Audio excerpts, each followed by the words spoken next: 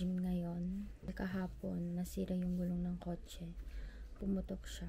Pero okay naman na ngayon. Nasa talyer na siya. Magja-jogging sana kami kaninang umaga, pero sabi ko kagabi, magpahinga na lang kami.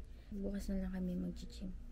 Ngayon, nag-aayos lang ako. Dahil may work ako. Itong sunscreen na to, binili ko siya sa Primer. Hindi siya maganda, pero inuubos ko lang kasi sayang. Next, concealer. Ito yung NARS Soft Matte Concealer. Hindi ko lang siya dito sa under eye ko. Ano mo? Tignan mo, i-add to cart mo nga para alam ko kung meron sa online, pwede rin ko sa tienda. Dapat mauna yung blush, tapos powder. Na-distract yung ate mo. Laging tinatanong ng mga katrabaho ko kung ano daw nilalagay ko sa buhok ko dahil sobrang bilis humaba. Lagi ko naman sinasabi sa kanila na wala akong ginagamit. Shampoo, tapos yun lang. Nagbo-blow dry lang ako. Lalagay na ako ng lipstick. May pimple na naman ako dito.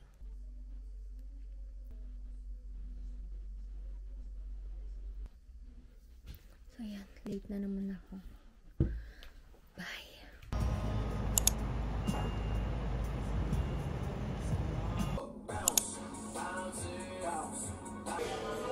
Guys, good morning. So, pauwi na ako ngayon. Mag-isa lang ako nag-gym dahil si fiancé office siya.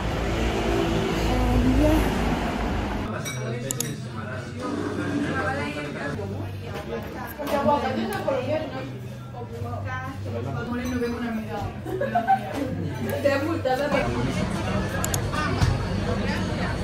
Tita, esto es el barco de golondrinas.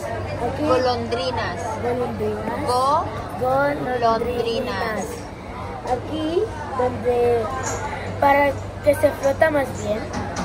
Y aquí está silla y escaleras, conductores y ventana, dos ventanas es mejor.